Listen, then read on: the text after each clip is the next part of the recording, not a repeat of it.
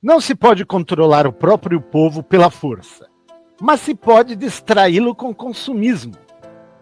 Começamos nosso episódio de hoje com essa fala do professor e intelectual americano Noam Chomsky, nascido em 1928. Fique com a gente para mergulhar no tema consumismo destruidor agora mesmo. Este é o podcast Não Custa Pensar, o podcast para quem não tem medo de pensar. Eu sou Henrique Fernandes, consultor e escritor. Eu sou Alex Takayama, empresário e profissional de tecnologia. Hoje temos o prazer de receber em nosso podcast, mais uma vez, Roger André Marques, que é engenheiro especialista em sustentabilidade em tecnologia. Para não comprar até falir, fique conosco até o final. Roger, meu caro, surfou novamente hoje antes do episódio? Hoje não. No verão aqui é difícil de ter onda, viu, Henrique? Teve um swellzinho aqui na semana passada, mas só um pequeno pulso aí que deu para aproveitar. Mas, de qualquer forma, eu sempre procuro estar no mar, seja nadando, remando de stand-up, enfim. É sempre um ambiente que eu gosto de estar e espero estar sempre. Mas, de qualquer forma, muito obrigado pelo convite. Feliz em poder conversar com vocês aqui mais uma vez. Já aproveito para me apresentar. Eu sou o Roger Marques, eu sou um pai, eu sou marido, eu sou esportista, como vocês já puderam perceber, engenheiro, formado em engenharia elétrica com ênfase eletrônica, e atualmente eu trabalho com sustentabilidade em tecnologia, liderando essa prática em uma grande consultoria aqui no Brasil e na América Latina também. Ultimamente também estou dando aula sobre inteligência artificial, meio ambiente e inteligência artificial no MBA da Faculdade Exame também. Muito legal, muito bom. Demais. Hoje, inclusive, a ideia é que a gente converse a respeito de um excelente documentário da Netflix, que é o Conspiração Consumista, ou Buy Now, né, no título original, que oferece uma visão contundente sobre os impactos da cultura do consumo desenvolvido na sociedade, no meio ambiente e na economia global. Ele é dividido em episódios e o filme explora temas como práticas enganosas de marketing, além de, obviamente, comentar bastante sobre um dos principais problemas que temos hoje, que é justamente o lixo plástico. Você quer falar alguma coisa, Alex? Sim, acho esse filme ele muito importante para trazer aí uma atenção para esses problemas ambientais que nós estamos causando, a indústria está causando, né? Acho que o Roger vai poder falar um pouquinho mais de todas essas questões, como obsolescência programada, exploração de mão de obra e todos os efeitos devastadores que isso traz para o nosso planeta, né? Sim, com certeza. Espero poder colaborar aí, fazer algumas conexões, né, com tudo que eu tenho estudado sobre sustentabilidade, sobre isso, sobre o que eu tenho enfrentado também, né, tentando trabalhar com isso no mundo corporativo. Hoje, basicamente, meu maior foco é ajudar as empresas a aplicar tecnologia para entender os seus impactos e para reduzir esses impactos, né, para mitigar esses impactos. Se forem negativos, se forem positivos, né, para maximizar esses impactos também, que é super importante. Né? Nem tudo é ruim nas empresas, né? Obviamente tem muita coisa boa, tem muita coisa ruim também. Mas acho que a humanidade, a gente já conversa bastante sobre isso, né? A humanidade é muito nova ainda, a nossa sociedade como é muito nova, a gente está aprendendo, acho que a gente está esticando a corda de diversos temas aí. Espero que a gente tenha tempo para não rompê-las, né, de vez. Tomara. Mas acho esse documentário ele é bem recente, né? Ele saiu no dia 20 de novembro de 2024 na Netflix, com o título aqui Conspiração Consumista. Eu achei interessante a forma como eu fiquei sabendo sobre ele. Foi pelo LinkedIn. Uma pessoa da minha rede repostou a propaganda, né, desse documentário de uma das pessoas que participa, né, que é aquela funcionária, ex-funcionária da Amazon. Né? Entendo. Então, ela postou no LinkedIn que era uma honra fazer parte do documentário, estava super feliz e tudo mais. Aí eu falei, por que documentário é esse? Na hora que eu fui ver, eu falei, putz, preciso assistir, né? Ainda faltava um tempo para lançar. Porque fala muito sobre as externalidades, né? Eu achei legal a forma como eles colocaram, as externalidades negativas, principalmente, a forma como eles colocaram como eles separaram, né? Colocaram aquela vozinha chata de robô, assistente virtual, de robô, né? Como se fosse uma assistente virtual, ensinando as táticas, acho que são 5 táticas, para as empresas terem muito sucesso, né? E aí eram venda mais, então era a primeira dica, né? O primeiro episódio, digamos assim, que eles colocam lá, venda mais. O segundo é desperdice mais, que aí entra toda essa questão de obsolescência programada e alguns outros temas. Minta mais, que é a terceira. Esconda mais, para você, né, tentar iludibriar ali a opinião pública, o consumidor de certa forma. E o último é controle mais, né, que é inclusive nesse, já spoiler, né, que eles contam ali, mas né, isso foi um caso muito famoso na época, quem acompanhou sabe, que eles contam ali que a Amazon desligou essa funcionária que estava liderando um movimento ativista para que a empresa se posicionasse quanto aos seus impactos negativos, né, e tivesse planos e metas e tudo mais, né. Então, é muito bacana isso, né, muito legal ver esse despertar da sociedade, dos próprios funcionários, né, das pessoas que trabalham nas empresas, começar a se questionar e falar, putz, o que eu estou fazendo? Qual que é o impacto disso tudo que eu faço parte, né, desse grande conglomerado que eu faço parte?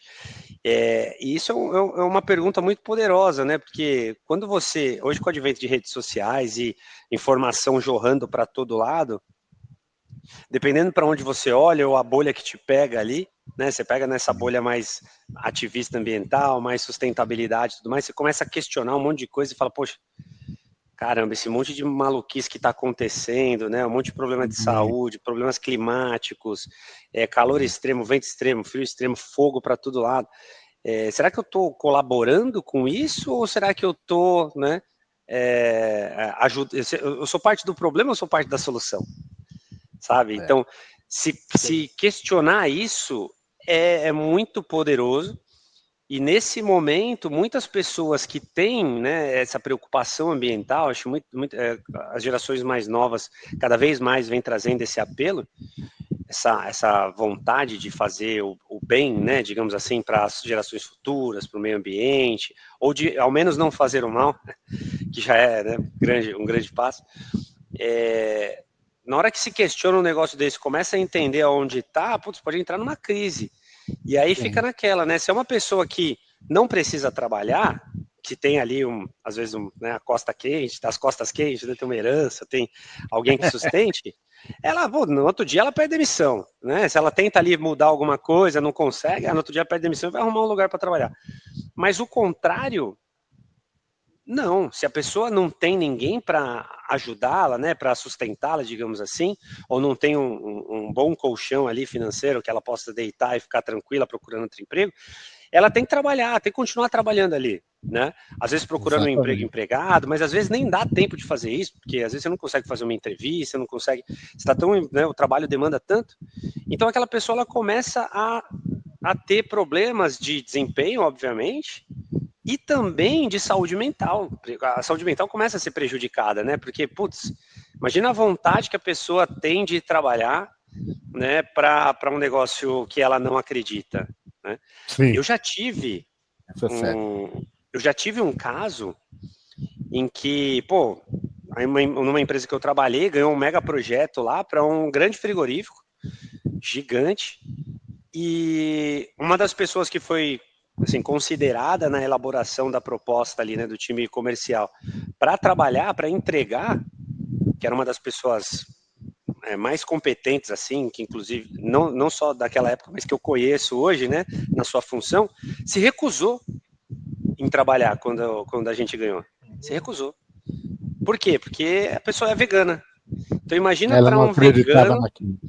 Não, imagina para um vegano ter que ajudar a otimizar a cadeia de distribuição de um grande frigorífico. Putz, eu diria que faz sentido para os valores dela, né? Exatamente. Então, a partir do momento que você e a pessoa às vezes tem uma empregabilidade alta, né? Tem uma reserva ali que pode, né? Façam o que vocês acharem melhor. Se quiser me demitir, me demite. Se não, arruma outro projeto para eu trabalhar. Mas para esse ramo eu não atuo. E se a gente começar a levar ferro e fogo... Corajoso. Muito. São poucos, né? Hein? São poucos. Exato. E aí é que tá. Quantos a gente não tem que tem que se sujeitar muitas vezes a trabalhar contra os seus próprios princípios para sobreviver? Sim, sim. Né? Eu diria que, para falar a verdade, deve ser a maioria, porque na realidade quem trabalha depende disso daí. E várias outras pessoas dependem dela também. Consequentemente, ela acaba, digamos assim, engolindo seus valores, muitas vezes, e fazendo coisas que vão afetá-la psicologicamente a posteriori, coisas que ela não acredita, coisas que depois vão vir atormentar sua mente no dia a dia. Isso é uma coisa bastante problemática em relação à saúde do trabalhador. Agora, o que é mais problemático, na minha forma de pensar, é justamente essa questão de que as empresas, né, e as estruturas das empresas estão montadas única e exclusivamente visando lucro. Lucro e ponto final. Elas estão pouco se importando pela questão do meio ambiente, se o meio ambiente vai existir para as futuras gerações ou não. Para eles, as futuras gerações, como não existem, eles estão um pouco se lixando. O que eles querem é dinheiro em caixa. E com isso é sacrificado o meio ambiente, é sacrificada a sociedade como um todo, são sacrificados valores e éticas, e essencialmente é o que está fazendo com que o nosso mundo chegue ao ponto em que está hoje, como você citou, com todos esses problemas ambientais que estão bem na nossa cara. E, para quem for assistir esse documentário, meus amigos, é estarrecedor. Tem umas cenas ali que, sinceramente, eles mostram por computação gráfica coisas que podem acontecer no futuro. Aquelas pilhas imensas de lixo praticamente consumindo o planeta. E olha, não está longe daquilo, não. Não está longe daquilo, não. Porque existe, inclusive, um outro documentário chamado Broken. Um dos episódios fala exatamente sobre a questão do plástico e como isso está afetando o meio ambiente. E, meus amigos, lá é discutir uma série de coisas que, inclusive, o Roger vai poder falar para nós com maiores detalhes depois, que envolvem a questão de enganação à sociedade em relação a reciclagem de plástico, dizendo que todos os plásticos são recicláveis, quando na realidade poucos o são, ou pelo menos o são economicamente falando. Né? Então, nota-se que as organizações têm brincado com a humanidade há décadas. Décadas e mais décadas. Isso daí é algo assim... Isso é uma coisa muito interessante desse documentário. O Roger vai poder falar mais para a gente, né, Henrique? Ele mostra onde tudo começou, né? Parece que foi nas indústrias ali de lâmpadas, né? Que em um determinado momento reduziram o tempo de vida útil das lâmpadas. Exato. E um consórcio de várias empresas, né? Chegaram a essa conclusão de fazer isso para que todos lucrassem mais. Ou seja, tem realmente um início histórico ali, e isso vai cada vez mais penetrando mais na indústria, se perpetuando, exatamente. É interessante. É a tal da obsolescência programada, e isso daí foi realmente uma jogada. Porque a ideia básica era o seguinte: eu faço uma lâmpada que dura décadas. Bom, eu só vou vender uma. Então a minha indústria vai simplesmente fechar. Então, para efeitos econômicos, lindo, maravilhoso. Vamos criar a obsolescência programada, vendemos o o produto a um preço mais em conta, vende-se mais, move-se a economia, lindo e maravilhoso. Então, quando isso foi idealizado, né, lá provavelmente pelos anos 40, 50, Algo assim. meus amigos, era uma solução econômica industrial até que positiva para aquela época, para o conhecimento que se tinha. Só que a obsolescência programada hoje transformou o planeta num inferno. Certo, Roger? Estou certo ou não? Está transformando, na verdade, né? Eu achei legal a palavra que o Taka utilizou, que foi um consórcio, né? Um consórcio. É bem um cartel mesmo, né? Acho que foi o primeiro cartel que foi montado ali, onde os fabricantes concordaram em reduzir a vida útil de um produto e gerar uma tonelada de lixo desnecessário, né? Uma não, né? Toneladas e mais toneladas de lixo desnecessariamente. E isso a gente vê, né? Quem não tem aquela, ou tinha, né? Aquela vó com a máquina de lavar de 30 anos ainda com uma funcionando. Geladeira que funcionava há 50 anos sem problema. E ainda funciona, porque a gente vê o pessoal arrumando, né? Então você vai lá, você troca uma borracha, você faz uma manutenção. Tem gente que fala, putz, não compensa fazer esse negócio, né? Compensa. Eu mesmo, numa casa que eu aluguei no litoral, antes de mudar para cá, tinha lá uma geladeira e um freezer que devia ter, sei lá, uns 15 anos mais, 20 talvez. Naquela época que vendiam uma geladeira e um freezer, né? Separado. Baixinho, separados. E, poxa, funcionando, né? Só que eu via que tava vazando ali, tava enferrujado em volta. Teve um dia que eu me invoquei com aquilo, perguntei pro dono lá se eu podia reformar. Peguei, comecei a tirar ferrugem, reformar a geladeira, troquei a borracha e tá lá funcionando, vai ficar funcionando mais, sei lá, 5, 10 anos. Se quebrar o motor, você vai lá, você troca o motor e continua funcionando. Era quase um motor de Fusca. Exatamente. O consumo energético era tremendo, mas em compensação o produto era excelente. Hoje, exatamente. Uma geladeira descartável. Exato, mas por que não tem um programa onde você moderniza a sua geladeira, por exemplo? Porque se você trocar o motor compressor ali, poxa, modernizei, eu não preciso todo aquele aço em volta, aquele plástico do meio, aquele isolamento, ele pode se manter, né? E eu não preciso descartar aquele negócio que vai sei lá para onde. Alguém já precisou descartar uma geladeira? Eu acho que é muito interessante quando o pessoal desse documentário ele traz o jogar fora, como se fora fosse um lugar mágico. Um lugar mágico onde as coisas desaparecem, onde o lixo desaparece. Não e lá ele fala, o fora sai daqui e vai lá para a esquina, ou vai lá para outra cidade, né? Ou vai lá para outro país quando eles exportam lixo, mas fica tudo na terra. Exato. Ou seja, o problema ele só muda de endereço, mas continua aqui. Então nada se joga fora, tudo permanece. E ao invés de permanecer uma coisa que pode ser usada, não, se permanece o quê? O lixo. Esse lixo é o que permanece. E esse é o grande problema. Não, e de forma, e é um resíduo que ele muitas vezes ele é um resíduo perigoso, né? Quando a gente fala da indústria eletrônica, por exemplo, como mostra lá, né? Tem um detetive do lixo que ele coloca rastreadores. Eu achei isso é muito legal, porque eu já vi matérias que fizeram isso com lixo eletrônico, eu já vi matérias que fizeram isso com tênis, eu já vi matéria que fizeram isso com árvores, né? Porque hoje você pega aquelas moedinhas da Apple ou da Samsung, né?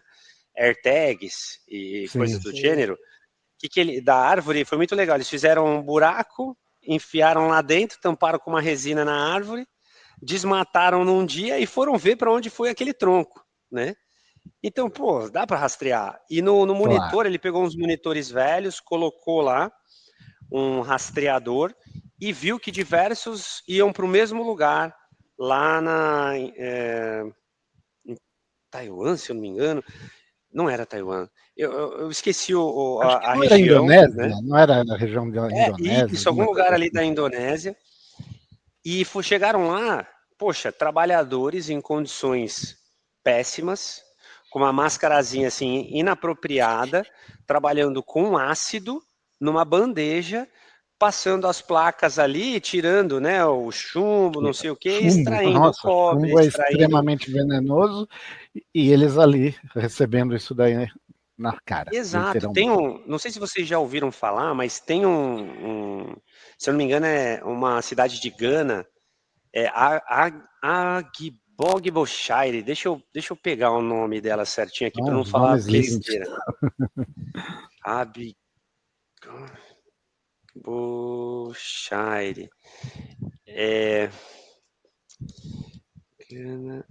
Lixo eletrônico, que virou durante o país da África que se tornou um cemitério de eletrônicos. A Agbogbloshire.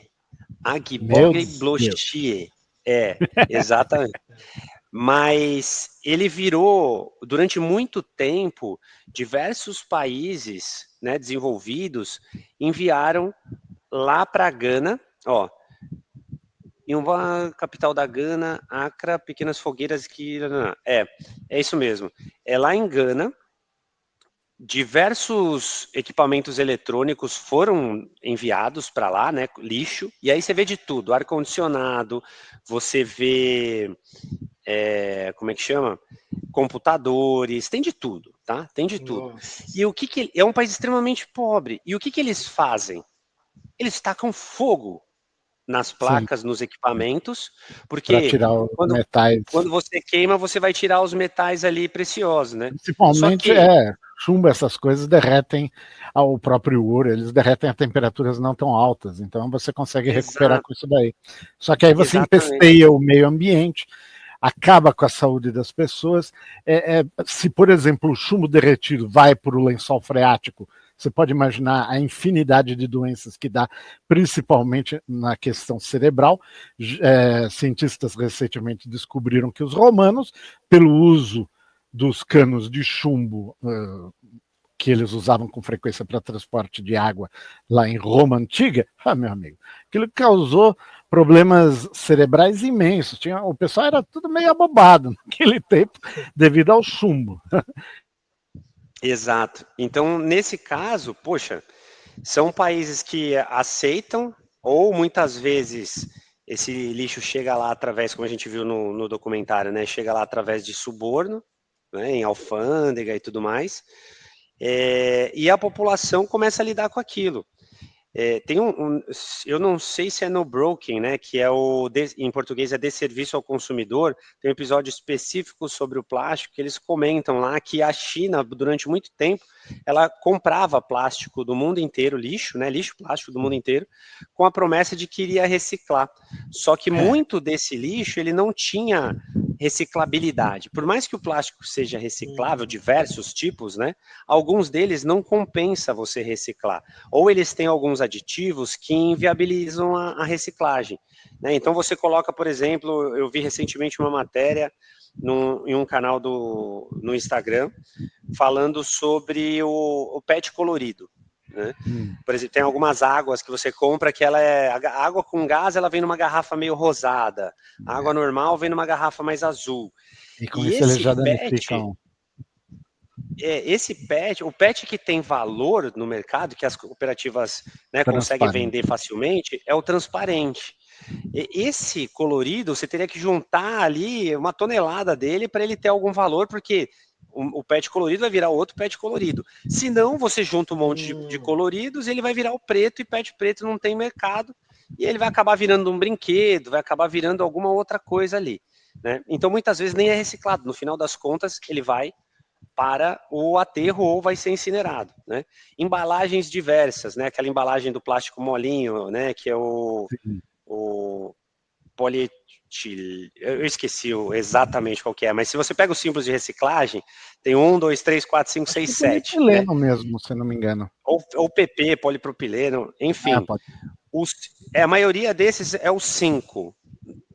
Pior quando ele está misturado com alumínio, por exemplo, né? Que é material composto, extremamente difícil de você separar como e reciclar. caixas de leite, por exemplo, né?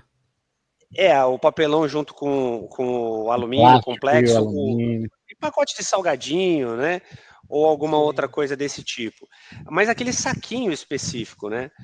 Então você vê, por exemplo, quando você vai no mercado, você pega uma marca, tem uma marca bacana de macarrão italiano, que ela vem numa caixinha. E nem antes tinha um visorzinho com plástico. Hoje nem esse visorzinho mais tem, é só papel, a caixa inteira. Totalmente reciclável. Ou biodegradável, né? Vai ser um negócio que o papel ali daquela caixa ele vai se decompor rapidamente. Agora você pega a maioria dos nacionais, inclusive dessa mesma marca em alguns lugares, ele vem naquele saquinho transparente, se eu não me engano, é de PP, né? Que é o 5, naqueles símbolos de reciclagem. E pelo que eu entendi, tá? Não sou extremamente especialista no assunto, mas pelo que eu entendi, o 1 e o 2 têm uma chance maior de ser reciclado, mas dali em diante tem uma chance muito menor de ser reciclado. Alguns nem têm ainda lugar para reciclar, ou tem muito poucos lugares para se reciclar. Aí entra uma questão que, aliás, já conversamos isso várias vezes, né, Roger? E para o nosso público é importante que fique isso bastante claro. Métodos de reciclagem existem para qualquer tipo de plástico, para falar a verdade, para quase qualquer tipo de material. O problema é a relação custo-benefício. Quando você fala que um plástico ele não é reciclável, você quer dizer, ele não é reciclável com a tecnologia normal que se usa para reciclar os plásticos do tipo 1, 2, que são os mais economicamente viáveis. Os outros podem ser reciclados, mas eles terão um custo maior, um custo que os inviabiliza. Não só porque é caro o processo, mas porque talvez o resultado final não tenha um destino tão amplo de utilidade quanto os plásticos do tipo 1 e do tipo 2. Então, eles acabam sendo considerados plásticos de um único uso, quando, na realidade, eles podem ser reciclados sem sombra de dúvida, só que a custos imensos. Aliás, até uma coisa que a gente já havia comentado, quando se queima, não é, afinal de contas, se você tem uma usina termoelétrica que queima diesel, que queima carvão, etc., nada impede que você queime também plástico lá dentro. Nada impede. Obviamente, isso vai poluir enormemente. Tecnologias de sequestro de carbono, elas existem. Ainda não são maravilhosas. Mas eu estava lendo, inclusive, essa semana mesmo, se eu não me engano, lá na Noruega, o pessoal uma companhia de navegação, ela está fazendo com que seu navio, tá, que se eu não me engano, é um navio porta disso, gás liquefeito.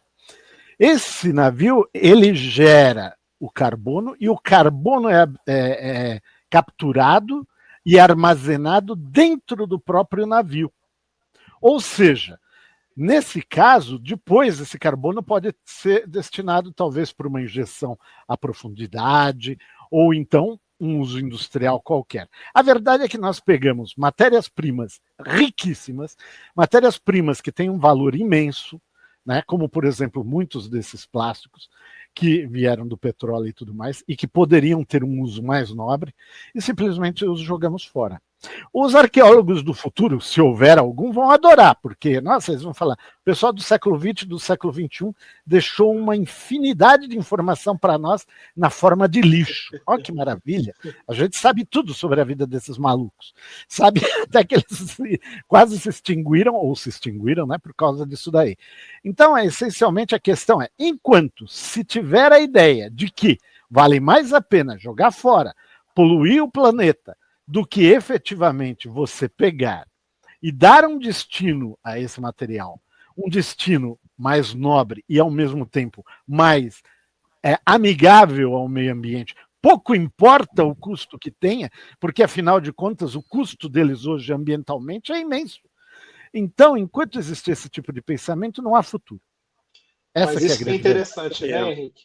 Uma questão que mostra no documentário, que eu achei muito bacana, é que as empresas passaram a prestar muita atenção na cadeia produtiva e na produção do produto, né? Tentando reduzir ao máximo o desperdício, obviamente, e tentando redução de causar custo. menos impacto ambiental dentro da cadeia produtiva. Mas uma vez que o produto ele está na rua, ele foi vendido, chegou na mão do consumidor, fica Virou um filho muito órfão. complicado.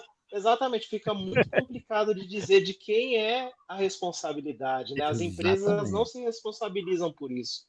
E esse é Não, um ponto que é muito interessante, não só na questão do plástico, mas o filme, o documentário, ele traz também uma parte bem relevante ali com relação à indústria da moda, né? sim, Onde as Sim, pessoas eu fiquei. compram de maneira desenfreada ali, né? Roupas às vezes sem precisar, né? exatamente. Ah, com certeza, até nós mesmos, né? Eu acredito que a Sim. gente deva ter muito mais roupas e sapatos e acessórios do que a gente Eu não mais. precisa. Eu não mais. Ah, não mais, Depois que eu parei não de mais. sair, eu não preciso mais de roupa, cara. Quando tá muito calor, inclusive, eu fico pelado. Não uso roupa.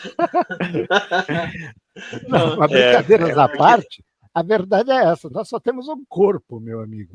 É essa é, ideia de que você precisa ter uma roupa para cada situação. Às vezes você usa 2 ou 3 roupas no mesmo dia, e aí o que você faz? Ao invés de usá-las no dia seguinte, você vai lá e lava. Com isso, você ainda tem mais um dano para o meio ambiente, que é um desperdício de água imenso. Né? Água potável que você converte ela em água poluída. Meu querido, assim não dá, assim não tem futuro algum que resista, sinceramente. Isso das roupas, é, o grande dano é principalmente pelos tecidos que são de poliéster. Os tecidos de poliéster são um verdadeiro veneno. Outra coisa que é de poliéster e que também é um tremendo veneno são as toalhinhas, essas toalhinhas umedecidas que se usam em bebês e que o pessoal utiliza por aí. Essas toalhinhas são feitas elas são aquilo TNT, né? Tecido não tecido, que na verdade nada mais é do que as fibras, elas ficam tramadas como se fosse no papel. O papel ele também é daquela forma, as fibras ficam uma sobreposta à outra, por isso ele é chamado não tecido, né? E esse produto é fibra de poliéster. Meu amigo, isso vai parar no estômago de aves, isso vai parar no estômago de peixes, de tartarugas e das pessoas que comem esses bichos. Porque lá, inclusive, nesses documentários, aparece, né, aves abertas, assim, cheias de plástico que elas comeram no meio ambiente. Os cientistas têm detectado microplásticos no sêmen humano, têm detectado microplásticos em vários outros fluidos corporais humanos.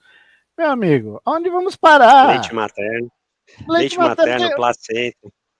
pelo No amor de centro Deus. de, no centro de, tem um documentário chamado Feitos de Plástico, no Max e no Prime, se eu não me engano, Amazon Prime e no Max. E aí eles mostram que eles fazem algumas biópsias, né? Fizeram biópsia de um câncer cerebral e encontraram microplástico. Fizeram biópsia numa placenta e encontraram bastante microplástico também. Então são componentes químicos, né? No final das contas, Sim. né? Quais são os aditivos químicos ou quais são os componentes químicos que compõem esse plástico que está interagindo com o nosso corpo, né? Hoje, se Como a o bisfenol A, por gente, por exemplo, exemplo, que já consome se muito sabe que fruto é do mar, cancerígeno. exato. Então, se a gente. E o nosso organismo é extremamente complexo, né? Porque ele pode reagir de diferentes formas. Então, vai Sim. reagir em mim, né? De uma forma diferente que vai reagir em você, e dependendo do local do corpo que aquele negócio chegar e se alojar, e como o Exatamente. corpo vai atacar e reagir. Então, além, né, de você ter, por exemplo, os resíduos extremamente perigosos diretos, né? Que é como a gente está falando do chumbo, né?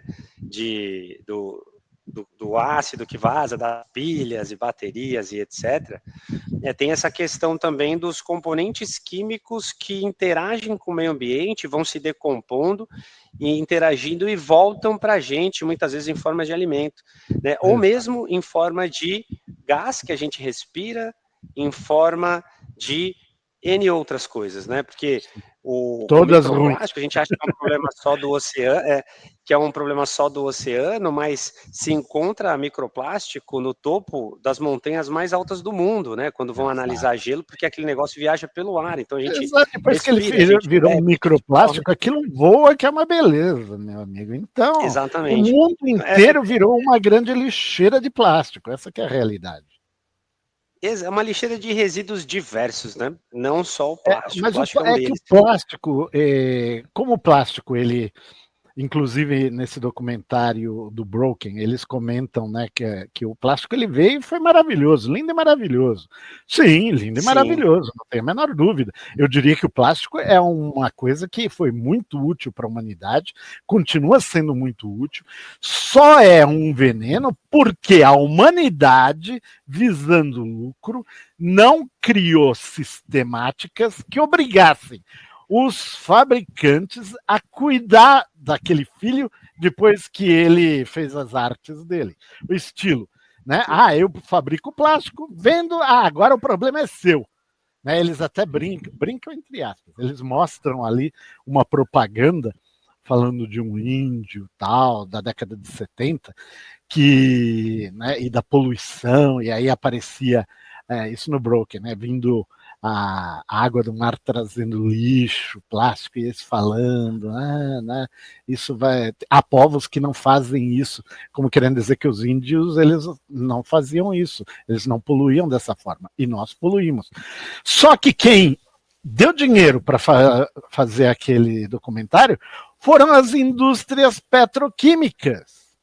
Então, aí o interesse deles qual era? O interesse era jogar nas costas nossas a responsabilidade, querendo dizer, olha, se essa poluição toda que ocorre no mar, nos rios, etc., no plástico que vai na boca dos animais e tudo, é devido a vocês, pessoas que compram nossos produtos, porque vocês não dão o destino adequado a produtos que são totalmente recicláveis. E aí é que eles vieram com essa conversinha de que tudo era reciclável. E botaram todos esses numerozinhos e aquelas setinhas bonitas ali nas embalagens para iludir-nos de que aquilo tinha uma destinação. E eles vêm nos iludindo há décadas com isso. Só que quando você vai para outra ponta, que é a ponta que faz a reciclagem, você vê que tudo aquilo vai parar no lixão, porque não é economicamente viável reciclar aquilo. Ou seja, o responsável, que era o fabricante, ele saiu, na boa, ele só ficou com o lucro. O passivo, o prejuízo ambiental ficou para nós.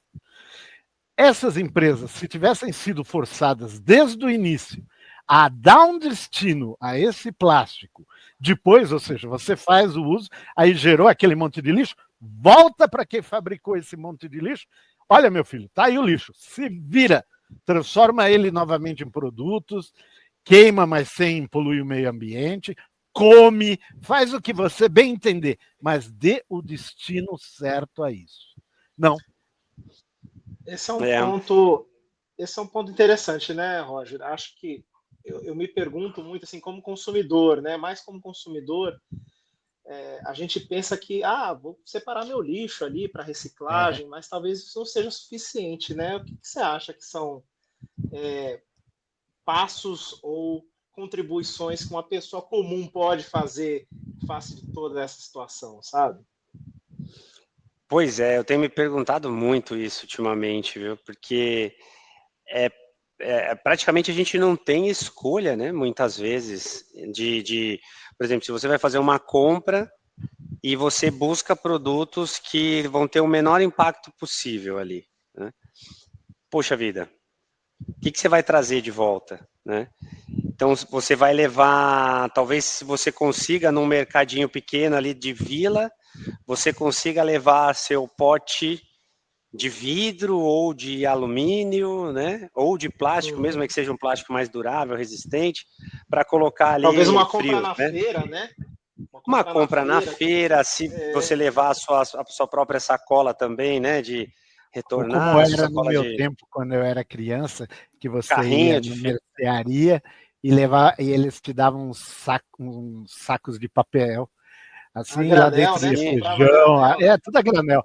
Feijão, arroz, grão de bico, açúcar, farinha, ia tudo em sacos assim. O cara pegava uma higiene maravilhosa. É, Mas, do ponto de ainda, vista ambiental, era bem melhor, né? sim, de fato, o alimento vai ser preparado depois, vai ser cozido, né? Então ele vai ter ali seu processo de higienização também, enfim. Mas talvez ser algo mais nessa linha mesmo, né? Tentar evitar ao máximo produtos com embalagens que de fato não Mas vão será que ser. com a quantidade de pessoas e a quantidade de produtos que existe hoje, se isso teria condição de continuar assim, Roger? Será? Como assim, do jeito que está hoje, continuar. Porque nós criamos a armadilha perfeita e hoje temos uma infinidade de produtos diferentes que fazem, a maioria, muitos a mesma coisa. Aí eles vêm com 2, 3 embalagens, porque aí tem uma propaganda lascada nelas, se é na primeira, na de dentro, na outra, tudo tem palavrinhas escritas, um amontoado de marketing furado, um monte de conversinhas moles, aquilo, ingredientes, tem algumas lá que você precisa de um microscópio eletrônico para ler o que diabo contém, quais são os ingredientes daquele produto. Ou seja, aquilo tudo está ali para inglês ver, né? Na realidade é só para dizer, olha a legislação, estou atendendo. Pô, mas você não consegue enxergar o que está dizendo aí. Ah, mas eu estou fazendo. Até hoje ninguém reclamou. Por quê? Porque a população, meu amigo, a população nem lê aquilo lá na maior parte das vezes. Não vai A ligar população muitas também não vezes. faz sua parte. A sua parte seria questionar aquilo lá. Sua parte seria boicotar fabricantes. Sua parte seria questionar esses fabricantes, talvez, até inclusive no próprio Procon poderiam ser questionados, tá? E, meu amigo, ninguém faz isso, sabe? Ninguém faz isso. Eles tocam o dane-se, entende? Eu Assim, cada vez mais.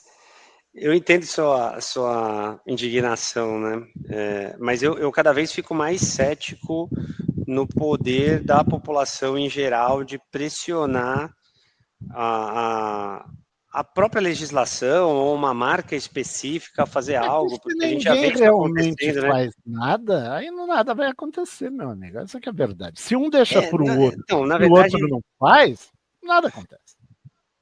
o que eu tenho visto por exemplo, a gente vê alguns países proibindo plástico de uso único.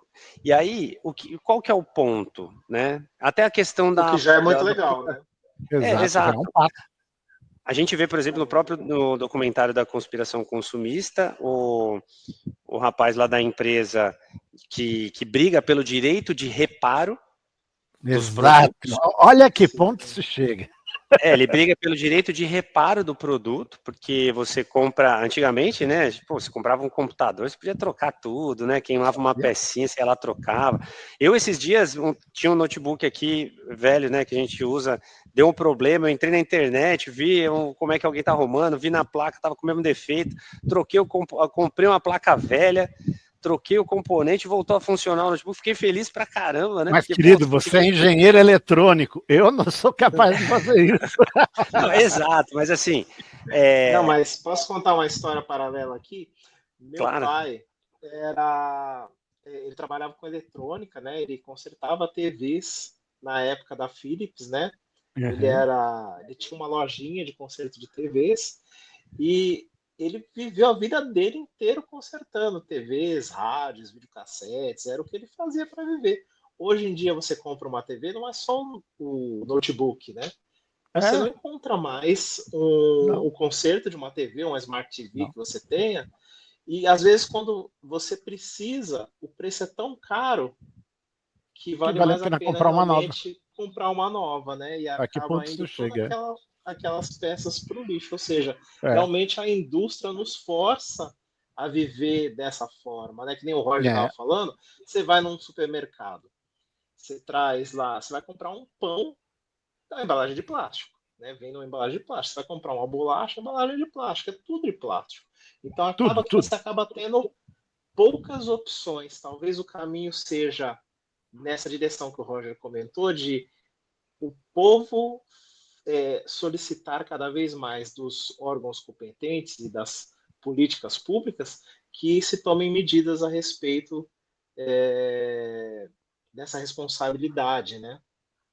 Então, eu ainda acho muito difícil isso virar realidade, porque teve um outro dado que eu já vi tem um tempo, que foi feito um estudo sobre as vontades da população, digamos assim, né? Qual que era a probabilidade da vontade da população virar lei, né, versus uma demanda corporativa de virar lei. Então, a probabilidade da vontade da população virar lei era muito baixa, assim, menor do que 5%, se não me engano, menor que 10%. E demora demais também, né? Já uma pressão de uma organização, né, ou de uma entidade que representa um setor, o lobby, era muito mais rápido, ele avança muito mais rápido. Claro, né? porque eles têm um poder que não é diluído. O poder da população já começa nesse sentido. Ela tem muito poder, mas ela não sabe usá-lo e ela não se une. Então o que acontece é que fica fragmentado. E aí vem aquela velha lógica, né, romana do divide e vencerás. Se você os divide, você os vence. Então é óbvio que os lobbies passam por cima e conseguem fazer tudo o que querem. Sim. Talvez aí a questão... Sim, fala. Desculpa. Então, desculpa até te interromper, Henrique, mas o que eu tenho visto, por que em alguns países eles estão tomando medidas mais drásticas, como a proibição de determinados tipos de embalagem, por exemplo, né? Sim. Porque o que acontece no final das contas? Quando você vende aquele negócio, por que a empresa, eu vendi, não é mais problema meu, né? Porque o lixo, ele é responsabilidade da municipalidade, digamos, né? Da prefeitura, no final das contas. Então, isso teria que mudar por lei. Exato. Então, quando uma empresa, aqui a gente tem a lei, a Política Nacional de Resíduos Sólidos, né, que busca trazer mecanismos e obrigar que a empresa retorne um percentual daquilo que ela colocou no mercado e faça uma circularidade e tudo mais. Essa é daquelas leis que não pegam. A lei não pegou. É mais ou menos isso. Demorou uns 10 anos, mais ou menos, para ela começar a ser aplicada. Agora tem o tal do crédito de circularidade, crédito de logística reversa, que já recentemente estourou uma operação aí com vidro, né, de uma empresa transportadora que estava fazendo lá, esquentando nota fiscal, emitindo nota fiscal fria e vendendo crédito de reciclagem para a empresa que precisa comprar esse crédito. Então, chama créditos de papel, se eu não me engano, uma coisa assim, depois dou uma pesquisada. Então, começa, né?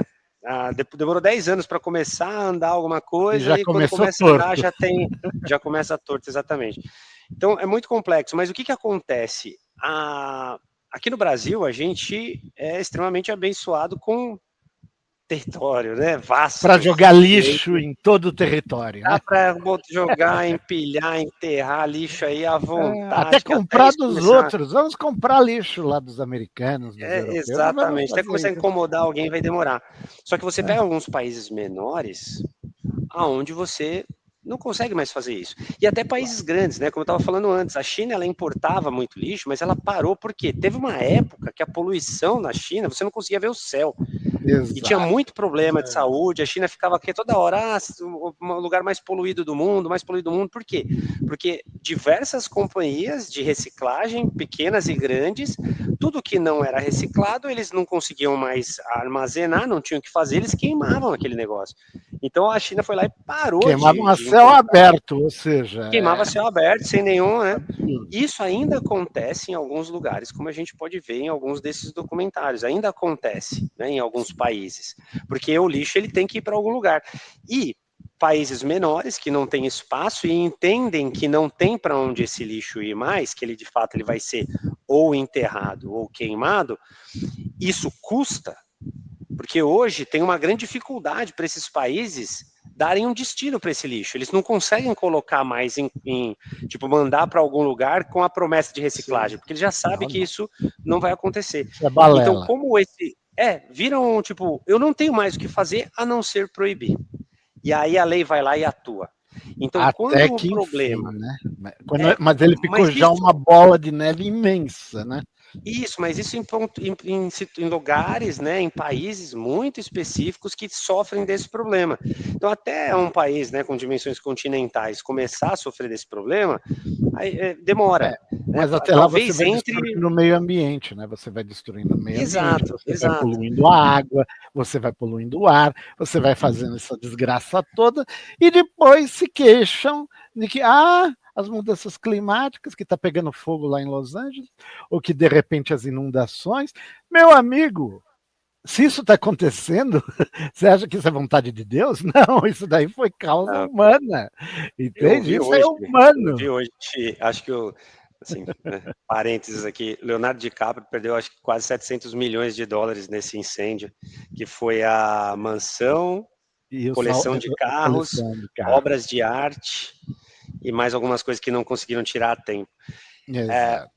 Assim, pode ser que tenha um movimento, né, contrário a esse consumo desenfreado, essa produção desenfreada. Mas isso tudo vai pro episódio, porque isso é importante. Com certeza, tem que ir, exato. Não foi um parênteses para retirar nada disso, né? Nem devendo. Mas é nessa linha, né? Talvez a opinião pública ela comece sim a ter uma força frente ao desastre, né? Eu até tinha comentado no outro episódio que a gente fez juntos, né? As mudanças elas vêm por design, decreto ou desastre, né? 3 desses. Provavelmente pelo terceiro. Vai ter que ser. Pelo desastre, exato. Desastre o problema é que talvez seja tarde demais para fazer alguma coisa, entende? Esse aqui exatamente. É o velho. Então, talvez um problema assim de saúde pública gigantesco que a gente já vê aí, né? Devido a esse descarte de resíduos, a gente já vê problema de infertilidade, problema de má qualidade, má formação de fetos, né? De problemas de aumento de casos de câncer e etc. Então, tem várias coisas acontecendo que estão relacionando a diversos tipos de resíduos, né? Que são despejados que aí. Demorando para perceber essas ligações, como nós mesmos comentamos já naquele outro episódio, a questão do amianto no talco, lá da Johnson & Johnson, né? Sim, meu amigo, demora muito. Né? Décadas. E olha quantas pessoas usaram aquele produto, olha quantas pessoas morreram, quantas pessoas ficaram com doenças crônicas devido a isso.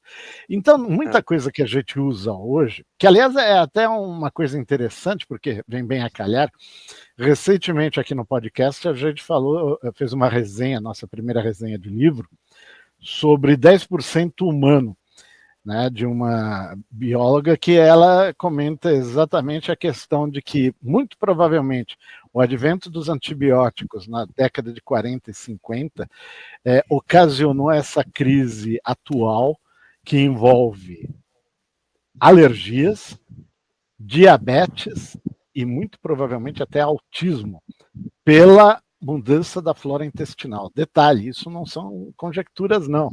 São estudos que foram realizados e onde se perceberam essas correlações.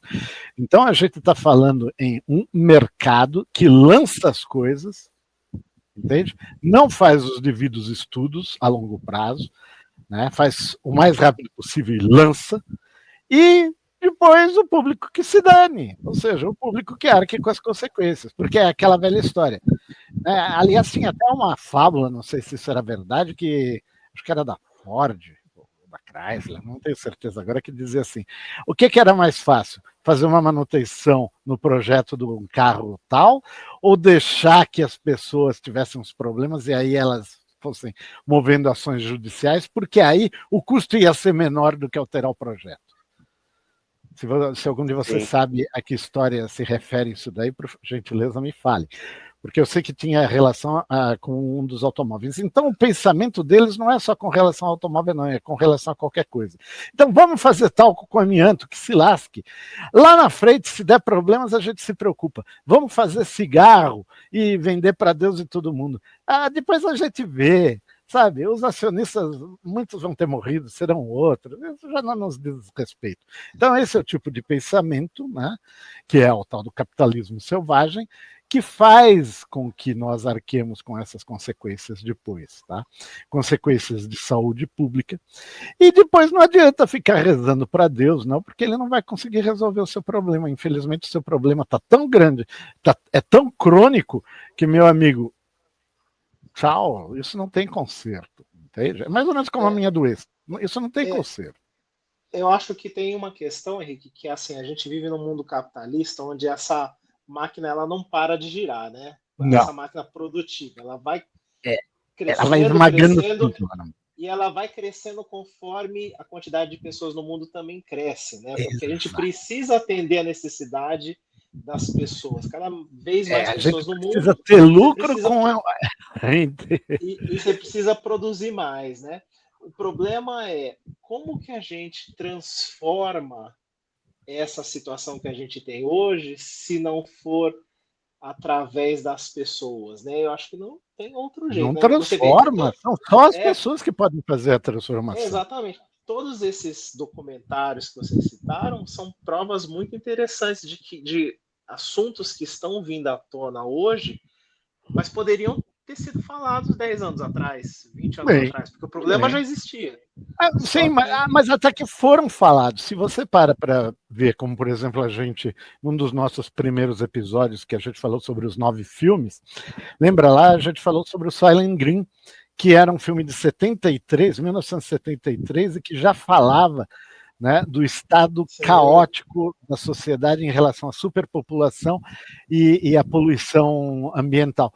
E aí eu te pergunto, em 73, alguém prestou atenção naquilo lá?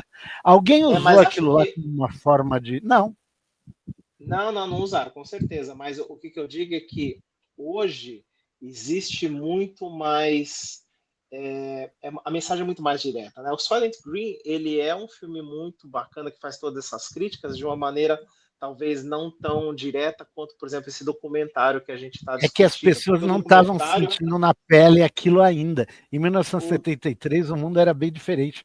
Hoje, com esse documentário, as pessoas estão sentindo aqui na pele o problema, entende?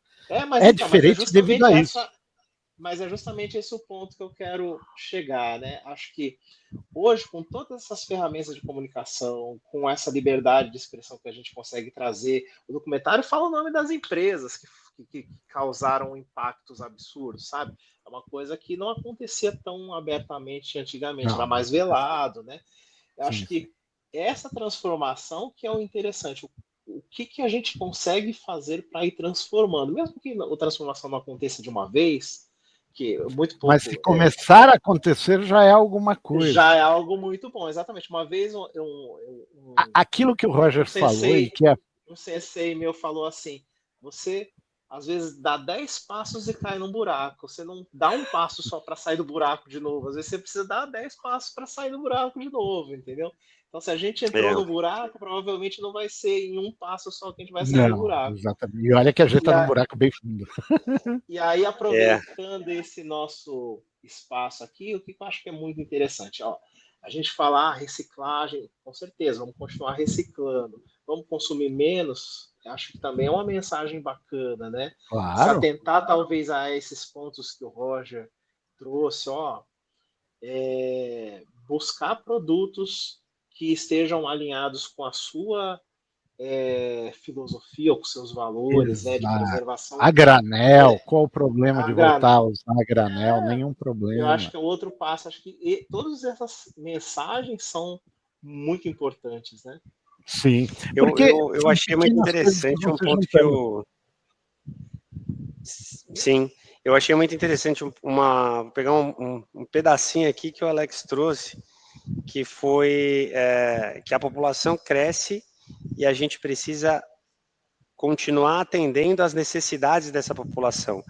Mas eu acho que é super importante a gente repensar a necessidade, né? Sim. Porque hoje em dia se cria tanta necessidade na gente. Se você está navegando, é verdade, né, na internet, se você está numa rede social, vão te bombardear com milhares de mensagens para você consumir. A rede social, ela sabe quando você está mais propenso a comprar, se você está mais deprimido, se você está mais feliz, se está próximo de uma data que você costuma comprar, costuma clicar, costuma fazer, o que te gera gatilhos e etc. Então, essa necessidade criada a todo momento de você ter algo que você não precisa, talvez ela precise ser revista. E quem faz isso da forma mais eficiente hoje se dá melhor, né? Por exemplo, no próprio documentário mostra lá o ex-CEO da Adidas, se eu não me engano, o cara, tomava todas as decisões ali, né, para vender mais. E é uma pessoa que na hora que ele entendeu o que ele estava fazendo, aparentemente, né, se caiu nessa espiral aí da culpa e, putz, vou passar agora o resto da minha vida tentando, né, resolver ou ajudar a resolver esses problemas aqui que eu sou parte, que eu fui parte. Né? Por quê? Porque se gera uma demanda. Ele dá o exemplo lá da camiseta de futebol, por exemplo. Né? Quantas camisetas de futebol um time tem? Né? Então, ele fala, putz, tem a camiseta do jogo, tem a camiseta dentro de casa, né, de fora de casa, aí tem a camiseta do treino, tem a camiseta para chegar no jogo, tem a camiseta comemorativa. Então, por ano, um time ele começa a gerar demanda e o consumidor que ama aquele clube, né, ele vai falar, putz, eu quero. Comprando.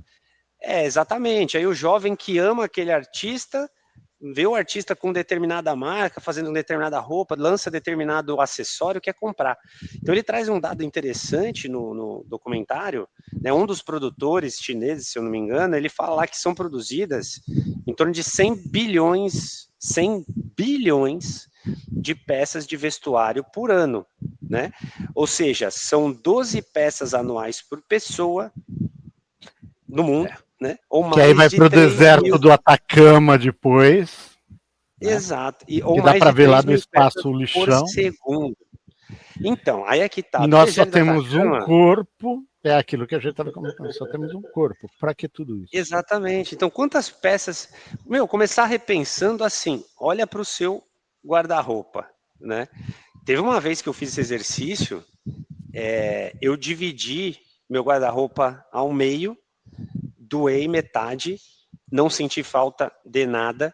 Depois de um tempo eu fiz novamente, não senti falta de nada. E periodicamente eu tenho que fazer esse exercício de tipo repensar o que tem ali, se eu preciso ou não, o que eu tenho, porque eu passo a me vestir de forma mais simples, de tipo, putz, sabe aquele, eu tenho essa roupa aqui, mas ela só dá para usar com um determinado acessório. Já não abro mão total desse negócio, tento voltar ao básico do básico do básico do básico, para tentar consumir menos, mas tem alguns gatilhos ainda. Por exemplo, gosto muito de tênis. Então eu tenho um tênis para jogar basquete, tenho um tênis para ir na academia, tenho um tênis de skate que eu gosto, né, bastante. E aí, putz, volta e meia aparece, tem um lançamento, eu falo, putz, eu quero comprar esse daqui. Mas eu fico naquele dilema. Recaídas eu preciso desse negócio? Não. Exato, eu preciso desse negócio? Putz, não preciso. Mas porque eu entrei naquele link, eu fiquei alguns segundos olhando e lendo sobre aquele produto, todo lugar que eu entro, ele aparece na minha cara. Exato. Pá. Então, tipo, até você... eu tenho uma vantagem. Tá? Exato, eu tenho uma vantagem. Minha vantagem meu pé é grande. Então, aqui no Brasil, pelo menos, eu calço 45, alguns 46. Vem pouco. Então, nem que eu queira, eu consigo comprar porque acaba rápido. Então, lançou. Se eu não compro no primeiro mês, tchau. Acabou. Não vem mais. Né? Então, não vem mais. Eles não fazem. Esse é o segredo, é só esperar. Exato. E aí a gente vê, aí o Taka puxou também, né? Falou, putz, como é que é quais são as possíveis soluções? Eu acredito muito na questão do design, né? Dos 3Ds.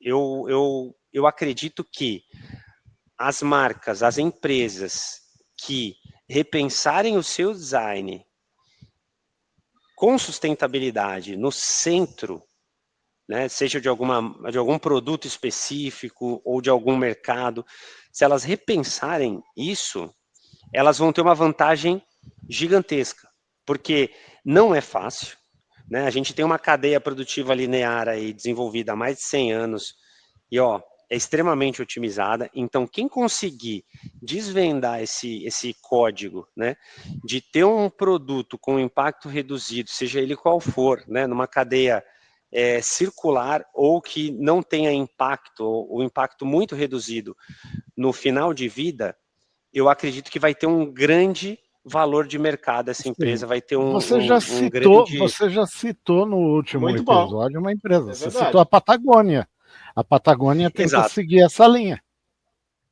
Exatamente. É uma empresa que ela foi criada com base em alguns princípios, né? E é o Yvon Chouinard, que é o fundador da Patagônia. Ele tem até o livro dele, que é Let My People Go Surfing, lá, que eu sempre falo, né? O pessoal dá uma olhada. Em português é Lições de um Empresário Rebelde. Ele conta, né, como ele cria essa empresa. Porém, é uma empresa capital fechado, é uma empresa que não responde ao mercado. E a gente Exato. Esse é consegue o ver... segredo da coisa, né? Exato, a gente Ele não tem consegue que ver essas atender os diferenças. acionistas. Ele não tem que atender os Exatamente. acionistas. Se você tem uma empresa que você consegue crescer sem pegar dinheiro do mercado e você pode tomar suas decisões, pô, a chance de você, né, escolher fazer o que você quer, o bem em detrimento do lucro, Exato. você pode até fazer. Porque, por exemplo, É, para um CEO de uma empresa que está faturando lá 100, 500 milhões por ano, quer dizer, vamos fazer assim, vai estar faturando 500 milhões por ano. Para o CEO dessa empresa, se ele passar a faturar 200 milhões por ano, ou o lucro dele reduzir pela metade, ele ainda continua no mesmo padrão de vida. ele Provavelmente sim. ele não vai ter, né, Sim, de 500 para verdade. 250 milhões, ele vai Mas vai continuar com ser o mesmo padrão de questionado. vida. Mas, então, aí é que tá, ele vai ser questionado por quem? Né? Não pelo mercado, porque ele não responde ao mercado. Agora, se é uma empresa que responde ao mercado e ele chega e fala assim, ó, pessoal, vamos É muito mais difícil, decrescer, né? Ele vai tomar vamos uma decrescer. bota. Não, já era, no outro dia ele já foi demitido. Então, eu acredito muito nessa questão. As empresas deveriam hoje, né, expostas ao mercado, deveriam olhar para quem está repensando as cadeias de valor com sustentabilidade no centro, né? Então, um produto com altíssima manutenabilidade. Vamos supor, né? Tem diversas estratégias, né? Se eu vou vender um produto como serviço, vamos pegar uma montadora, né? Alguns anos atrás a gente ouvia muito que as novas gerações não querem ter carro, né? Todo mundo quer usar o carro como serviço, o jovem já não quer mais ter carro, ele só quer andar de Uber, blá, blá, blá, blá, blá. Só que a gente não viu as montadoras, por exemplo, acompanhando esse movimento. Não. Porque será que um carro, para ser vendido como serviço, não como produto, será que ele seria da forma como ele é hoje? Né? Não Porque só hoje não a gente tem... seria, como não seria Verdade. fabricado na quantidade que é fabricado hoje. Como você exatamente. disse Então no você outro pega episódio, vê lá no seu prédio um monte de gente com carro, quantas horas efetivas eles usam aquele carro por semana? Essa que é a questão. Exatamente. A montadora, ela quer vender quantidade. Agora, dessa forma que a gente está citando, nós vamos estar utilizando o carro como serviço e você não vai precisar ter a quantidade de carros imensa que tem hoje, porque as pessoas não precisam ficar dentro do carro o tempo inteiro. Aliás, as pessoas só precisam entrar no carro para ir de um ponto ao outro. E se as pessoas ainda começam a utilizar o teletrabalho, menos ainda. Então, efetivamente, as montadoras, óbvio que elas não desejam o carro como serviço, sabe? Porque, afinal de Mas Pois contas... mas e se tivermos um corajoso ou corajosa que resolva enfrentar esse modelo? Vamos Mas já supor, tem alguns que têm. os grandes conglomerados, né, das montadoras e tudo mais, eles ainda têm dono. Sim, Né? claro. Então a gente tem a Stellantis lá, que tem uma Sim. família lá na Itália que cuida. Então daqui a pouco tem as novas gerações assumindo essas cadeiras. Uhum. Será que alguém vai chegar, vai bater na mesa e vai falar assim, ó, vamos acabar com tudo, vamos destruir esse mercado, vamos repensar esse mercado. Ser. Mas é que no fundo, o carro como serviço, se você parar para pensar, as locadoras já são isso. É carro como serviço. A ideia é você alugar o carro conforme a tua necessidade. Mas não mudou o cenário. Não mudou. Exatamente, mas pensa assim, ó, eu estou falando de um outro produto, Estou falando de um produto, de uma montadora que ela não monta para vender, ela monta para alugar, ela pensa esse produto, todo o seu ciclo de vida, para eu maximizar esse ativo, o uso desse ativo ao máximo, e no final da vida desse produto, eu reinseri-lo na cadeia de produção. Então pensa assim, ó, eu fiz esse carro, como a gente falou da geladeira, tem um motor mais novo, tem um novo sistema de produção, eu vou lá, eu tiro, eu desmonto esse negócio e coloco um novo ali. É quase o que acontece com a indústria aeronáutica. É quase o que acontece com a indústria aeronáutica. Porque eles usam, no aeronáutico, eles estressam um ativo ao máximo. Só que mas o avião parado não rende dinheiro, ele tem que estar viajando. Eles não mas ele não é produzido para ser reciclado. Não é. Ainda não é. Mas a gente está falando de um produto que dura de 35 a 50 anos, se bem feita a manutenção. Não estamos falando de algo descartável. Tudo bem, lá nos Estados Unidos, os Estados Unidos são um exagero à parte, né? Você vai lá naquele deserto lá e você vê um monte de aviões ali, depósito de aviões. Não interessa. Mas vamos levar em consideração um país normal, né? Você está fazendo o que com os automóveis hoje? Você está pegando os automóveis que teriam usados com um tempo ainda de vida e está transformando em sucata. Isso é uma coisa comum aonde? No Japão, é uma coisa comum nos Estados Unidos e é uma coisa comum em um ou outro país. Não tanto nos europeus, porque os europeus pensam de uma forma um pouco diferente. Mas esse tipo de pensamento, qual é? Transformar o carro em algo descartável para quê? Para você vender mais carros. Aí ficam, então, vocês veem nos filmes aqueles depósitos de ferro velho com aquelas pilhas imensas de carros, uma em cima da outra. Né? Então, mas quanto tempo dura um modelo de um veículo? O carro então, dura quantos anos hoje? O carro dura quantos anos? Ótima pergunta. Eu tive um carro que durou, um Escort, comigo. Comigo ele estava há 15 anos. 15 anos, cara. Acho que depreciação de um automóvel por lei é uns 10 anos, né? São 10 anos. Estamos falando de depreciação contábil. Você falou de depreciação contábil. Eu estou falando de depreciação física. Né? Aquele carro, ele aguenta 15 anos tranquilamente. Então, um carro hoje em dia, se bem cuidado, ele aguenta 15 ou mais anos. Carros placa preta, cara, eles existem há muito tempo. Talvez não tenham sido usados com a frequência normal de um carro que vai durar 5 anos, 6 anos e depois virar sucata. Mas aí eu tenho uma pergunta. Se fabricassem carros para durar 30 anos, será que o preço por vender menos não seria maior também? Claro que seria maior. Mas com isso você reduziria uma série de outros fatores. Poderia, inclusive, direcionar esses carros para quê? Para carro como serviço, que o Roger estava comentando.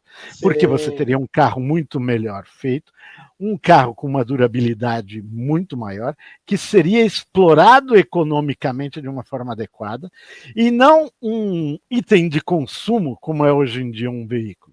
Você vê, os carros hoje em dia eles são praticamente quase feitos de papel. Aqui no que o Roger falou, né?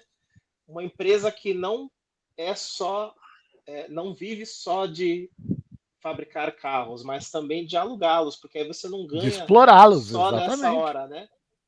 Mas vocês sabem que eu estava ouvindo um outro podcast e estava lá, eu acho que ele é CEO da Jack Motors, é um cara que trabalhou já com, acho que ele que trouxe a Hyundai para o Brasil, o cara, assim, conhece muito, e ele traz alguns dados, pode procurar que vai ter muita coisa dele, ele gosta bastante de falar e tal.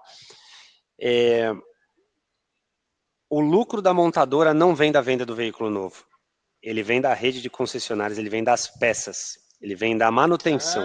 Manutenção. O lucro, tanto que ele até comenta sobre a Tesla, né? Como a Tesla consegue sobreviver sem ter a manutenção, né? Como é que você lançar uma marca nova, um carro novo, é muito complexo porque você não tem essa base de manutenção. O lucro do carro novo, ele é muito pequeno, porque o investimento é muito alto, a produção é muito cara. Então, acho que o próprio modelo como ele é feito hoje, ele já não está parando muito em pé. A gente vê hoje, a Volkswagen anunciando que vai fechar um monte de fábricas ao redor do mundo, principalmente na Alemanha. Porque eles estão, né? Putz, como é que eu vou fazer? Então, vai ter um decrescimento dos negócios. Eu acho que chega num patamar onde você entende que não está funcionando e um novo modelo deve ser criado, tá? Eu não sei se, como o Henrique falou, se vai dar tempo, mas eu já vejo, por exemplo, com o mercado automotivo acontecendo algo nesse sentido. E você vê empresas como, por exemplo, uma NIO, lá na China, que acho que tem as maiores da China, são BYD e NIO. NIO ou NIU.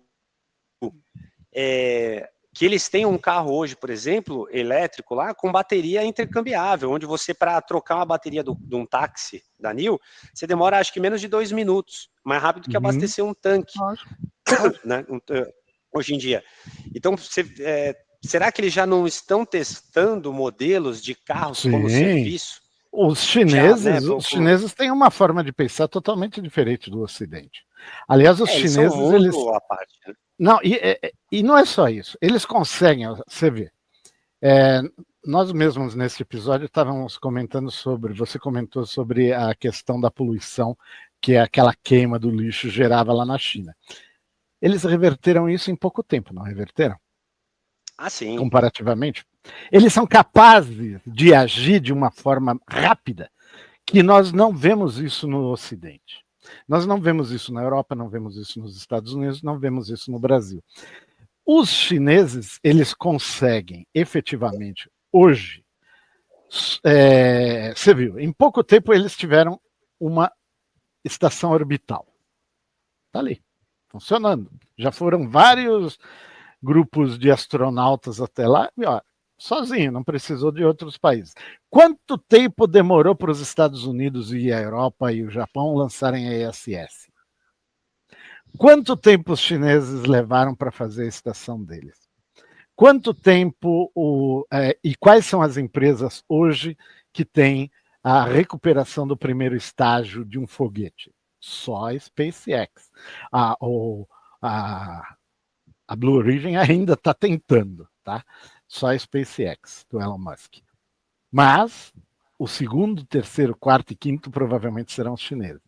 E lá não vai ser só uma empresa, não, vão ser vários. Então, quer dizer, é uma forma de pensar e é uma forma de atuar totalmente diferente da nossa. E eles perceberam que estavam danificando o meio ambiente deles e rapidamente eles pensaram numa forma de alterar isso daí, de mudar isso daí. Mas isso não é só dos chineses, não. Os próprios japoneses, no tempo, se eu não me engano, não sei se foi naquela época Edo, lá do Japão, Taka, se você souber, melhor me fale, que o meio ambiente, que era uma época onde se utilizava essencialmente árvores para tudo, para construção, para lenha, para carvão vegetal, para fundir minério, etc. Então, até que eles praticamente quase que exterminaram isso daí lá na ilha. E aí o pessoal chegou e falou, não, para aí, não dá para fazer mais desse jeito, não. E aí eles começaram a replantar e olha só, o Japão hoje tem florestas ali fantásticas. Eles têm um monte de gente, mas também tem florestas. A gente está falando de filosofias de vida totalmente diferentes da atual. O Brasil tinha florestas, hoje tem um monte de cerrados. Entende? Ainda temos. Logo vamos ter um monte de desertos. Então, meu amigo. Espero que não. Espero que não, mas do jeito que está indo, né? Então, por isso eu eu acho que é uma questão de filosofia, de forma de pensar, né? Eu acredito muito nessa questão do design, eu acredito no poder ainda. Como a gente ainda tem muito dinheiro concentrado, esse dinheiro ele se movimenta através de herança, muitas vezes, e tem uma nova geração que deve começar a assumir essas heranças com um propósito diferente, acho que com uma formação como pessoa, né, alguns já começaram, inclusive. Uma formação de primeiríssima qualidade, né, pelo menos uma parte eu espero, vamos que dizer já vem mais humanista, né? Exato, que já vem com essa preocupação e pode começar a questionar e chacoalhar, né, esses paradigmas, né, mudar aí o status quo de alguns mercados. Eu gosto de acompanhar, porque como eu fico pesquisando, né, alternativas, eu gosto de acompanhar algumas marcas, e tem uma marca que eu consumo, não vou nem comentar aqui, mas é que eles trouxeram, né, alternativas para a higiene pessoal, questão de shampoo, condicionador, creme dental, que não é nem um creme dental, são pastilhas e tudo mais. E eu já venho há alguns anos consumindo dessa marca e eu vejo que eles estão crescendo e lançando novos produtos. Então, poxa, eu vou lá, eu faço toda Black Friday, eu aproveito a Black Friday deles, que eles ainda não estão extremamente consolidados, então sempre tem, né, uma campanha ali e tal, bem agressiva, e eu já compro o produto para o ano inteiro. Então eu compro shampoo, condicionador, umas coisas para o ano todo, né? E shampoo em barra, condicionador em barra. Então, pô, tem lá o normal, né, que eu costumava consumir. Uma garrafa de plástico com aquela embalagem colorida, toda bonita, né, e tal. Deve ser difícil de reciclar pra caramba. Com um produto que é 90% água dentro. E a garrafa, depois de uma série de usos ali, vai para o lixo, né? Provavelmente não vai ser reciclado. Você vai lá e compra outro. Poxa, eu comprei dessa marca, veio uma caixinha desse tamanho, assim. Imagina você comprar shampoo pro ano inteiro, numa caixinha shampoo e condicionador, e veio uma caixa desse tamanho. Uma caixa desse tamanho. Nem a fita que embalava essa caixa era de plástico. A embalagem para nota fiscal, a embalagem para nota fiscal era de papel. Não vem aquele saquinho, vem uma embalagem de papel, envelope. Né? Aí você abre a caixa, vem um brinde, uma necessaire, totalmente, não tinha nada de plástico. O que prende a etiqueta no produto era um barbante. Uhum. Aí você fala, putz, beleza, a caixinha, vem uma caixa de papel, tudo lá, papel reciclado, tal, não sei o quê, com uma bolinha dentro que é um shampoo que vai durar igual aquela garrafa. Já tem 3 anos que eu não uso uma garrafa de plástico. Olha, e assim, isso que você falou mudou totalmente. Não. Então, mudou totalmente, é um design de um produto, é um passo. Já é um pequeno passo. Se você tem esse passo aí, se naquela outra empresa você tem um outro passo, se naquele outro você tem outro passo, se aquele casal faz uma reciclagem real, se aquele outro faz também, etc., pouco a pouco a gente consegue ir ampliando. O que precisa efetivamente é volume de pessoas que sigam esse tipo de pensamento, né? Eu, por exemplo, não tenho problemas com condicionador. Depois que eu comecei a raspar a cabeça, meu amigo, não uso mais condicionador para cabelo. Olha, ainda sou mais ecológico que você. Exatamente. Só que, por exemplo, tem gente que não se acostuma. Não se acostuma com o shampoo em barra, né? Principalmente pessoas com cabelo mais comprido e alguma coisa assim. Não se acostuma. Mas aí tem outras empresas que trazem soluções também de você ter uma cápsula que você joga dentro de um recipiente, completa com água, chacoalha, espera um pouco, pum, seu shampoo tá lá. Tá feito shampoo líquido. Então pensa assim, se a gente repensar, né, os produtos com design no centro, possivelmente, óbvio, vão ter algumas dores, né? Por exemplo, vamos falar da Coca-Cola, né, que é uma grande polêmica. A Coca-Cola, ela tem em mercados pequenos de bairro uma garrafa retornável de plástico, tem a de vidro também, tem a de vidro ainda de 1 litro, mas tem uma retornável de plástico, que é um PET mais duro, que deve durar, assim, muitas indas e vindas, porque você vê que as garrafas elas ficam já meio até judiadas, muitas vezes, assim, né? Mas ela vai e volta, vai e volta, vai e volta. E, poxa, por que eu ainda vou comprar da outra, né? Eu mesmo, muitas vezes, preciso comprar, estou no mercado já, vou receber alguém em casa, tal, não sei o quê, eu acabo pegando a normal, porque eu esqueci de levar a minha embalagem. Né? Aí fala, putz, caramba. Ou então eu estou num mercado que não tem, as redes maiores não tem, porque muitas vezes eles não querem lidar com o vasilhame. Exato, né? Porque aquilo hoje dá um trabalho interno grande. Ele não vai querer lidar com o vasilhame. Agora vamos pensar assim, por exemplo, exemplo, o McDonald's. Se o McDonald's, para cada sanduíche, para cada hambúrguer que eles vendessem, eles colocassem uma garrafa de Coca-Cola junto. Meu, imagina o tamanho do estoque que o McDonald's ia ter que ter só para colocar garrafa de refrigerante. Não é prático para muitas organizações. Não é. O que eles fizeram? Não sei se papel, né? Não, mas não é isso. O que eu estou falando é o seguinte: eles produzem o refrigerante lá. Eles têm uma microfábrica. Tem o xarope lá. E aí eles misturam com e o xarope ele vem. Água. Exato. O xarope ele vem numa embalagem retornável. Então aquilo ali é uma fábrica de refrigerante. Agora eu pergunto, por que em toda a praça de alimentação não tem uma ilha que vai te vender o refrigerante e você paga um serviço por mês que você vai vender bebida? Eu vou pagar uma assinatura de bebida. Em toda a praça de alimentação que eu for, eu vou. Porque o McDonald's, ele tem a máquina. O Burger King, ele tem a máquina. O Bob's, ele tem a máquina. Mas o pequeno que está ali do lado, vendendo frango frito, vendendo yakisoba, vendendo japonês, não tem. Japonês, não, a comida japonesa, ele não tem. Entendeu? Então você vai lá e você compra o quê? Você compra a garrafa, você compra a lata, você compra o copo, né? É sempre mais cara a embalagem do que o conteúdo, por incrível que pareça, né? Exato, vamos repensar. Essa garrafa, quando eu compro essa garrafa retornável, ela é 30% mais barata do que a outra. Em qualquer lugar que você for, ela vai ser 30% mais barata. 2 litros de Coca-Cola vai ser 30% mais barato do que a outra que vem na embalagem que você vai jogar fora.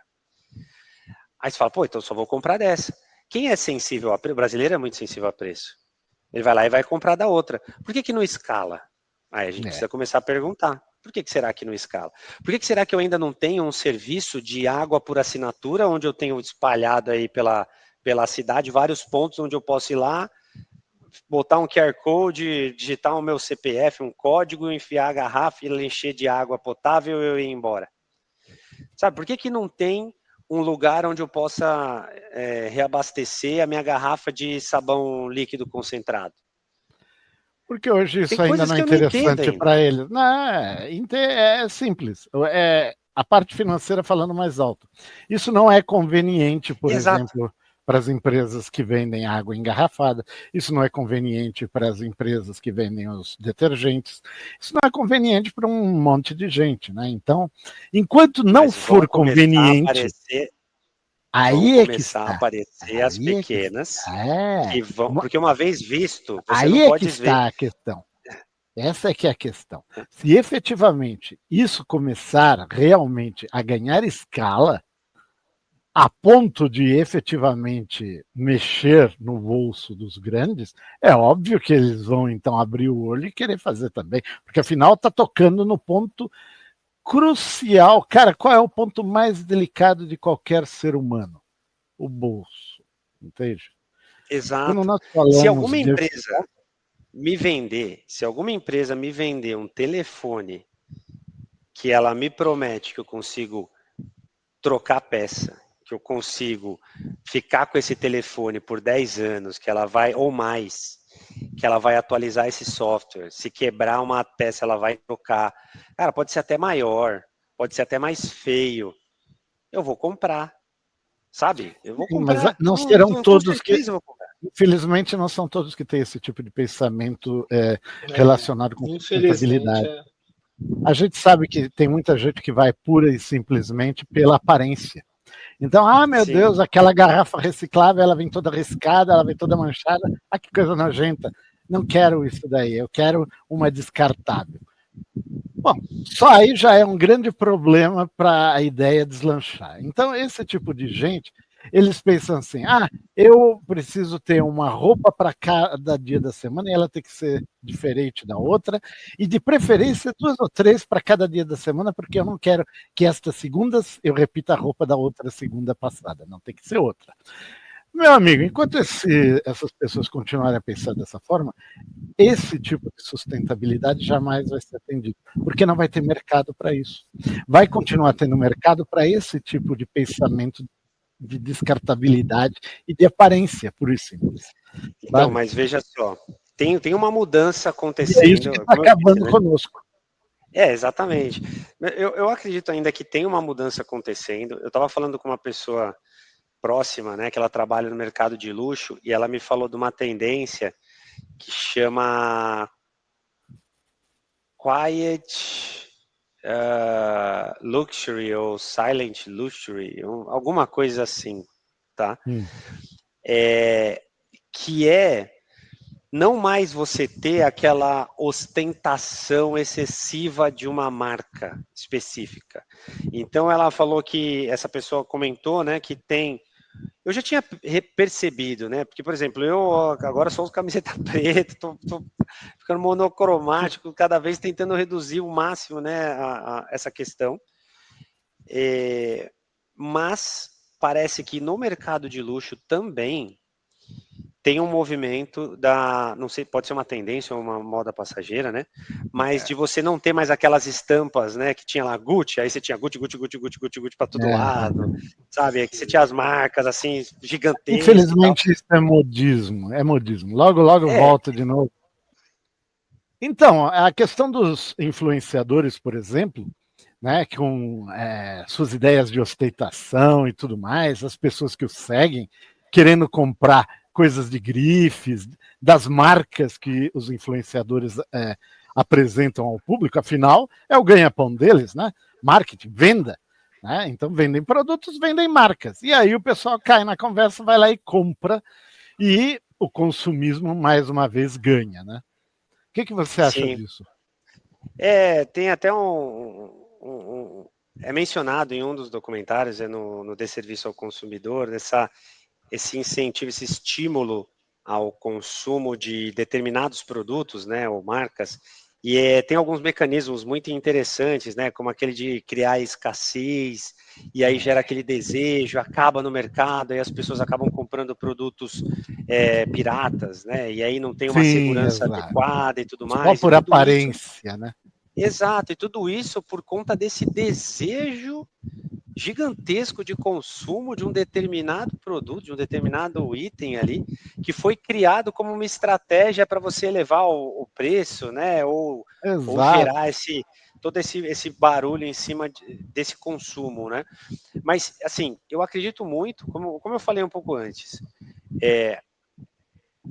as gerações que vão herdar as grandes fortunas, elas devem vir com uma cabeça diferente devido às formações de primeira linha, né, a todos esses vamos torcer, né, devido à formação que tiveram e tudo mais. Mas o grande público, ele também sente, né, sente na pele muitas vezes. A gente vê, se a pessoa mora num local ali, num local mais periférico, né, que seja na cidade ou no litoral, ela vê que tem um acúmulo de lixo muitas vezes, as pessoas jogam as coisas na rua ali, putz, eu vejo sempre, né, sempre quando eu estou passando aqui perto de casa, em diversos lugares, eu vejo. Esses dias mesmo, eu estava mostrando para minha esposa um lugar que é perto do porto ali, chama Nossa Senhora dos Navegantes mesmo, o lugar, fica no Canal de Santos, e no caminho que eu fui mostrar para ela, tinha um pessoal jogando entulho no meio da mata, assim, porque é um lugar ali onde acho que muita gente descarrega entulho ali, abraço, né? Então, poxa, as gerações mais jovens que estão ali e têm acesso, né, à informação, eu espero que caia um influenciador também que traga um choque de realidade e a pessoa veja, né, esse impacto, porque ela está vivendo. A gente está vivendo mudanças climáticas, a gente está vivendo uma série de impactos aí, como a gente falou já, de evolução de doenças, aumento, né, no volume, né, de casos e tudo mais. Então, eu acredito que essas novas gerações elas já devem vir com um novo software, um novo driver instalado e comece a repensar e comece a criticar. Tem muitos influenciadores que eu já vi, né?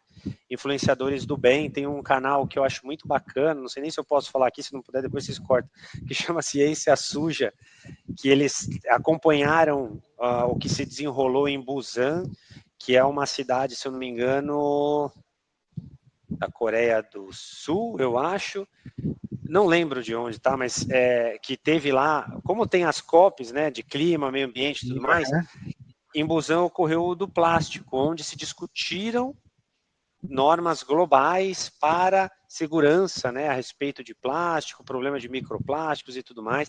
Então, essas coisas estão começando a chegar, chegou para mim através de influenciadores, né, desse canal, que está ali, né, para todo mundo também ver, em algum momento vai chegar. Então, acredito muito que essas novas gerações eles vão começar a repensar, vão começar a questionar mais, e espero que, né, através dos seus hábitos de consumo, consigam aí pressionar as marcas, pressionar as empresas para que repensem o design, né, e não joguem na gente, né, na população, no consumidor, a responsabilidade de lidar com algo, com um problema sem solução, né, no final das contas. Sem dúvida. Demais. Sem dúvida. Demais. Bom, efetivamente, mais uma vez, só temos a te agradecer, Roger, pela presença, porque, cara, as nossas discussões aqui no podcast com você são fantásticas.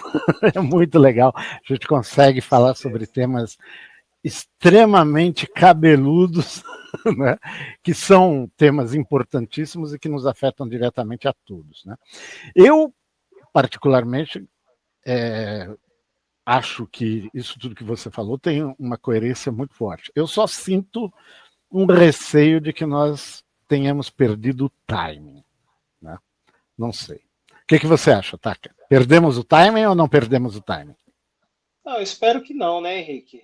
Espero que a esperança é a última que morre, né? Acho que nós morremos antes. Não, pelo bem dos nossos filhos, né, dos nossos netos, esperamos que não só as empresas, a população no geral tome consciência, né, de todos os males que a gente está fazendo. E acho que é como o Roger acabou de falar, né, acreditar que o design talvez seja o que vai nos levar para o próximo patamar, né, dessa evolução industrial, onde a gente procura algo mais sustentável, né, uma situação mais sustentável para todo o planeta, e que não seja os outros Ds, né, Roger? Vem o desastre. Talvez não seja o desastre, né? Exato. E que esse é o pior de todos. Mas se for o design, talvez seja da melhor forma para todos, né? Porque as empresas encontrando soluções sustentáveis para elas mesmas, a gente mantém, né, a economia rodando, talvez de uma maneira diferente, mas será precisa ter uma ruptura muito grande, né? Tem uma frase que eu ouvi sobre design que eu achei muito bacana, que eu acho que ela deveria perturbar os engenheiros, os designers que estão desenvolvendo os produtos, que é a seguinte: o resíduo, né, o lixo, ele é um erro de design. E é mesmo. É bem por aí. Ele tem que ser tratado como um erro de design. Então, se você está desenvolvendo um produto hoje, um serviço que gera resíduo, e você não sabe o que fazer com ele, que ele vai para aterro, que ele vai ser queimado, que não é viável economicamente. Tem a possibilidade, né, de remota, se der sorte, de ele ser circular.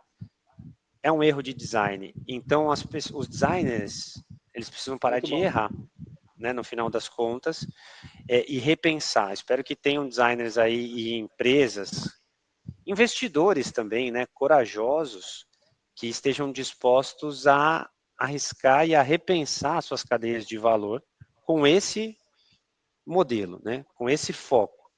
De falar, vamos fazer um design realmente adequado, ético, né, porque hoje não me parece muito ético o que está acontecendo com o fim de vida dos produtos.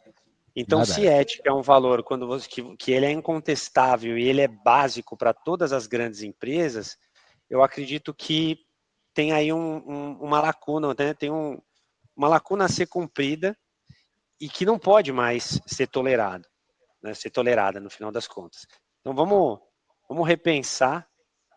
Óbvio, vamos fazer a nossa parte, que menor que seja, né? A gente vai tentando aqui. Já ajuda.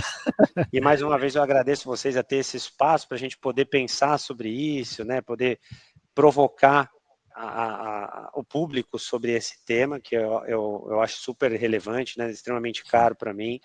Gosto muito, eu estou cada vez mais apaixonado por esse tema e só tenho a agradecer a vocês aí mais uma vez a oportunidade de poder trocar com vocês essas ideias. Exatamente, nós é que te agradecemos. Cara, a sua presença aqui está enriquecendo o podcast, isso é muito bom. Contem comigo, meus amigos. Muito obrigado. Então, pessoal, essas foram as nossas últimas palavras de hoje, mas ainda tem um recadinho. Se você gostou do episódio e acha que alguém irá gostar também, não deixe de compartilhar.